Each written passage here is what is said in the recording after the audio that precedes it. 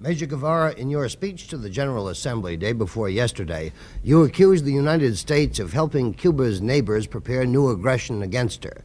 We, in turn, have often accused your government of abetting subversion in other Latin American countries. Do you see any way out of this situation, any way to improve relations? I think with regards to solutions, there are solutions, and I think there is only one. We have said repeatedly to the government of the US that we do not want anything but to forget us, that they do not consider us even for good or evil. From New York City, Face the Nation, a spontaneous and unrehearsed news interview with Ernesto Che Guevara, Cuban Minister of Industry. Major Guevara will be questioned by CBS News United Nations correspondent Richard C. Hottelet, Tad Szulc of the Washington Bureau of the New York Times, and CBS News correspondent Paul Niven. Major Guevara, we have more questions about Cuba's relations with this country and with the communist countries, and about your own internal situation. Major Guevara, you said a moment ago you would simply like us Americans to forget Cuba. Your speech the other day suggested that you can't forget us. You consider us a hostile government 90 miles away. How can you expect us to forget you?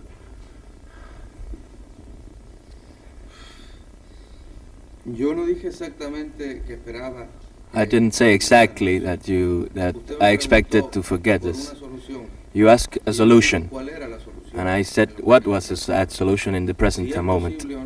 If it's possible or not, that's another question. Major Guevara, on several opportunities recently, Premier Fidel Castro has suggested in interviews with visiting newspapermen and on other occasions that a new effort be made to normalize relations between Cuba and the United States, particularly in the field of trade and exchanges. As an economist, do you feel yourself that a resumption of relations of this nature would be useful or welcome for Cuba? In other words, would you like to see the relations normalized?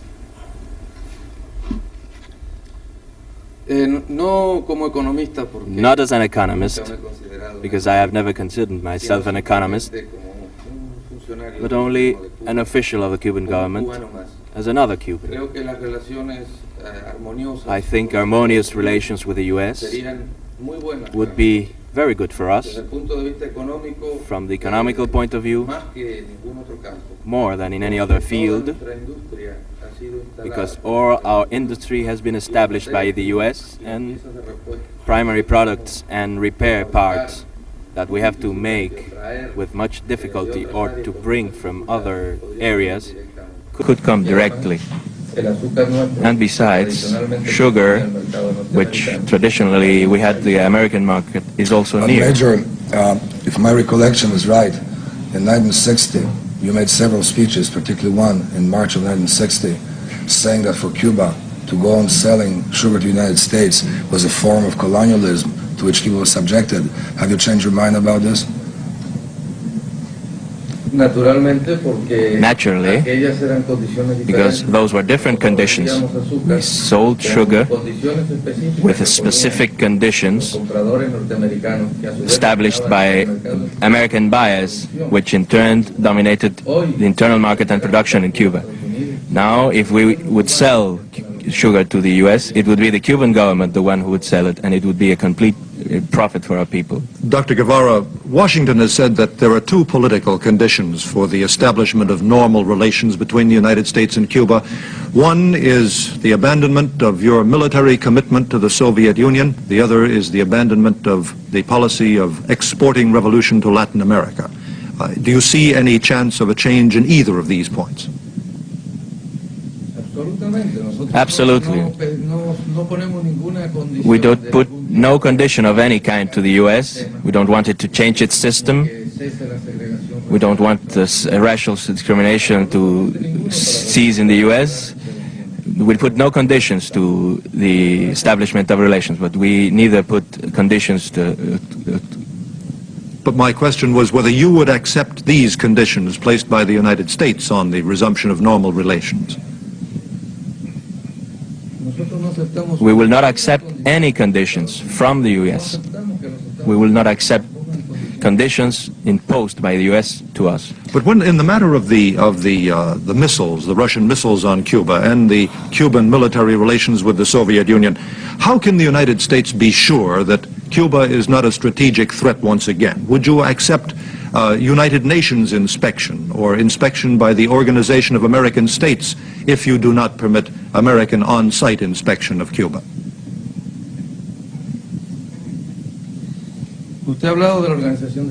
You talked about the Organization of American States. Yesterday, the day before yesterday, the Colombian delegate spoke about the orbit of the OAS.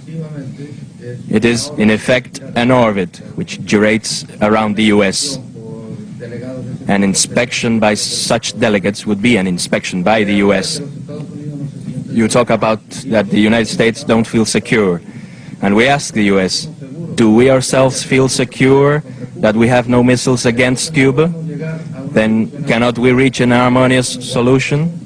Because the countries are equal in the world. Let's inspect all bases, atomic bases of the U.S. And let's inspect also what we have in Cuba. And if you want, let's liquidate all atomic bases in Cuba and in the U.S., and we are in complete agreement with that. Major Guevara, are you in fact trying to export your revolution? Are you every day shipping arms to other Latin American countries? Are you bringing revolutionaries from other countries to Cuba, training them, sending them home?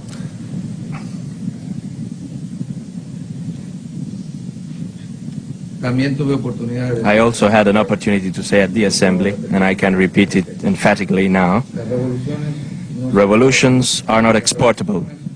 Revolutions are created by oppressive conditions which Latin American countries exercise against their peoples. And there comes rebellion. And afterwards, new Cubas will emerge. We are not the ones who create revolutions.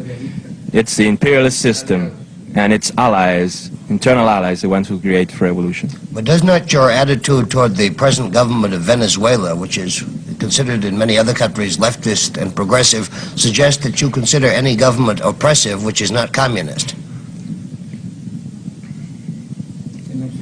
In absolute, no. What we consider is that the Venezuelan government is not a leftist government, has nothing of a leftist government. It's an oppressor, an oppressive government, is a murderer. He murders them in the peasant fights in the region of Falcon, for example, where there are military advisors of the U.S. There is in Venezuela today, in spite of the American press does not reveal it. Is there any the Venezuelan government is not a leftist government. Is there any government in this hemisphere which Cuba considers to be progressive? The word progressive is an ambiguous word. There is one government which we keep diplomatic relations, the government of Mexico, with which we have good relations. Our systems are different. We respect their system. We are in a complete harmony up to the date, and I have the hope that it will continue like that. But if you ask me the image of Latin America, there are some countries which oppress their peoples much more, and among the least oppressive, among those which we could have perfectly normal relations without any difficulties, we could have Uruguay, Chile, maybe Costa Rica, but the U.S. do not permit us. But all these countries have broken diplomatic relations with Cuba. Don't you feel yourself isolated when you have no friend at all in this hemisphere? We have a lot of friends, but not among the governments. The friends are in the peoples. And in the last instance, the peoples will be the rulers of those states. If we may change the geographic scene of your friendships, or no friendships in the world, you made a visit to Moscow in November last month. Since the change in the Soviet leadership, we've had the impression here that the government of Cuba had taken a rather unclear position on the difficulties between the Soviet Union and China ideologically. Could you tell us whether, as a result of your visit, is it clearer or easier for the government of Cuba to adopt a clear position in relation to the Soviet-Chinese problem? You can have the impression that our attitude is not clear, but we have the contrary impression. Our attitude is very clear. In effect, there is a conflict, an ideological conflict, which we all know. We have stated our position in the sense of unity among socialist states, unity as a first measure.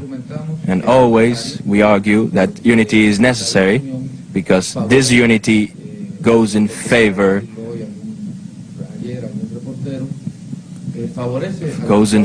of the US, which are our enemy.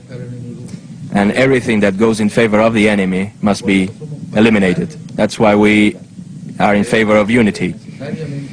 We feel that there is a necessity to strengthen this unity, and that it will be strengthened, and then the monolithic bloc of socialist countries will be formed again.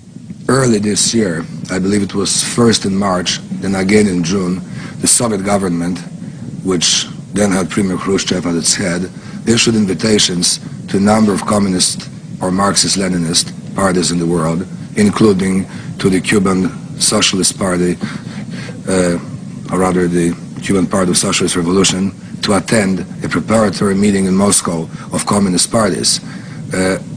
My memory is that the Cuban Party was one of the very few never to have answered the question, the invitation rather. We see today that the Soviet government has renewed the invitation for a March preparatory meeting of communist or Marxist-Leninist countries. Would your government now accept, or your party would now accept the Soviet invitation?